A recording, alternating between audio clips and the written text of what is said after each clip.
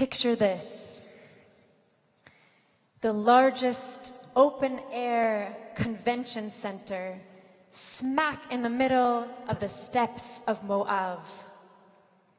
Delegates from every tribe, waving banners high above their heads. Together we stand over 600,000 strong. We've been through hundreds of years of slavery in Egypt, 40 years schlepping through this desert. And now we can see just beyond the horizon the first glimpses of the promised land. The Shimonites, back there in the nosebleed seats. The tribe of Judah right up in front, 75,000 delegates. The energy is electric. We're chanting, crying, yelling, and as Moshe and Eleazar, son of Aaron, take the stage, we cry, Moshe, Moshe, Moshe, Moshe, Moshe. And then God gives the word. We've gathered here for an important task. It's a census. It's time to be counted. Do you remember that census 40 years ago? Right at the beginning of the book of Numbers? Well, this census is nothing like that census. First of all, everybody who was in that census counted has died. And here we have an entirely new generation.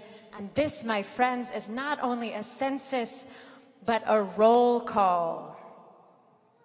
Have you ever heard? He has heard. No, but seriously, have you ever heard of a roll call? Yes. No, I mean, shabuya, shabuya, roll call. Shabuya, shabuya, roll call. So this is how I picture the Israelite roll call. Hallelujah, hallelujah, roll call. Hallelujah, hallelujah, roll call. My name is Carmi.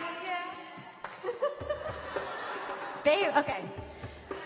Okay, so when I talk, then you say, yeah, okay. My name is Carmi. Yeah. I'm a Reubenite. Yeah. Give me the Transjordan, yeah, or there'll be a fight. Roll call. Hallelujah. Hallelujah. Roll call. Hallelujah. Hallelujah. Roll. I'm Nemuel, yeah, brother of Dotan. Yeah. He died with Korah. When the earth did yawn, roll call, hallelujah, hallelujah, roll call, hallelujah, hallelujah, roll. My name is Tirza, the daughter of Tzilofchad, women owning, My name is Tirza, the daughter of Tzilofchad, owning rights for women. It's about time, God. Hallelujah. Hallelujah. Roll call. Hallelujah. Hallelujah. Roll call. Hallelujah.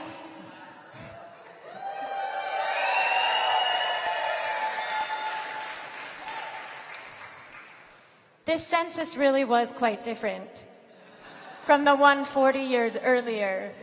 First of all, did you catch that there were women in there? The Israelite census has been the domain of men, but in Parshat Pinchas, we read women's names. For the first time, women are counted in Israelite society. We meet the sisters Tzilofchad. They enter the tent of meeting, the center of power, without invitation, and collectively take a stand before Moshe and all of the male leadership. These 5 women, who became matron saints of suffragists and other change makers throughout centuries, secured the first land ownership for women. And we read the name Serach bat Asher.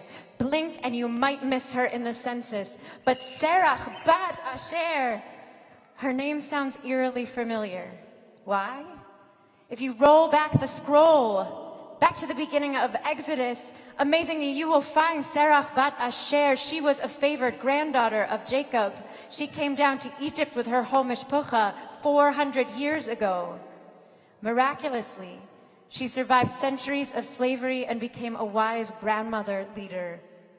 According to Midrashic tradition, it was Serach who crowned Moshe as the head of the Israelites. It was Serach who, during the chaotic night escaping Egypt, divined the location of Joseph's bones and brought them with the fleeing slaves. Serach would not leave anybody behind. Benot Zelofchad and Serach bat Asher, remember them. They represent strong voices of leadership for the generation on the cusp of the promised land. They call out for the rights of those previously ignored, those not counted. They call for inclusivity and teamwork. They leave no one behind. So did anyone here watch the convention this week? Like many of you, I'm really cynical about conventions. And considering that systemic racism pervades while we have an African-American president, I have no illusions that institutional sexism would go anywhere fast despite a woman commander-in-chief. And yet, watching the convention this week, I couldn't help the pride rising up like sap, even as I tried to remain skeptical. Has there ever been a convention with so many powerful women leaders? From Madeleine Albright to Geneva Reed Veal, the mother of Sandra Bland, to Ima Matul, a survivor and leader in the fight against human trafficking, to Chelsea Clinton, and of course, Michelle Obama and Hillary Clinton. Not only women, but voices of leaders from across ethnic, gender, racial, sexual orientation spectra. Facebook, I don't know about yours, but mine was awash with photos of the all-gender bathrooms at the convention center. The rallying cry was an inclusive Gesundte we. As Reverend William Barber preached, and if you haven't heard him, run, don't walk, to listen to his speech after Shabbat, he said the watchword of this democracy and the watchword of faith is we. I remember back 20 years ago, Bill Clinton inaugurated, and my Wellesley a cappella group was called to DC to sing at all of the parties honoring Hillary Clinton. The last song, we sang it together with her. It was a song written by another Wellesley alumna, America the Beautiful. And when we reached the end and crowned thy good, we screamed from our kishkas with sisterhood. And we felt the possibility that somehow, someday, a woman would shatter this country's thick glass ceiling. Watching last night, no matter what you feel about the Clintons, so many of us cried as Hillary Rodham Clinton walked across that stage in suffragist white to a somewhat ridiculous pop song. In Parshat Pinchas, moments from entering the promised land, we wait with bated breath. Who will this promised land belong to? Will it be a radically inclusive group with Serach bat Asher and Benot, the daughters of Zelofchad? 40 years earlier, after all, our people stood at a similar precipice. The previous generation was poised to claim the promised land, and fear stopped them in their tracks. Fear of the unknown, fear of the other, of what or who lurked in the shadows waiting to pounce. And what was the stark consequence of this fear? Extinction. The moment they chose to retreat inward, to resist movement forward, they were condemned to die in the wilderness. And in the excited faces of the Israelites standing with Moshe and Joshua in Parshat Pinchas, you can see the shadow of their parents, and sel pachad, the shadow of fear in their faces, the fear that kept their ancestors from the Promised Land. And this tension also plays out today at the intersection between our Torah reading cycle and the Jewish calendar year. In this moment in Torah, we see just the gleam of the Promised Land on the horizon. And at that moment of illumination, we enter the darkest period of our year, the 3 weeks, lurching toward the devastation of Tisha B'Av, where we lament the destruction of our sacred home in Jerusalem and our exile from the very land we are about to enter into in our Torah reading. And why were we exiled? Our rabbis teach it was for divisiveness, for baseless hatred, and for fear. For many Ashkenazi and Sephardic Jews, our ancestors saw this country as the Promised Land, the Golden Medina. They overcame their fear of the unknown in order to achieve their wish to be counted. For African Americans and women of all race and faith, it has taken longer.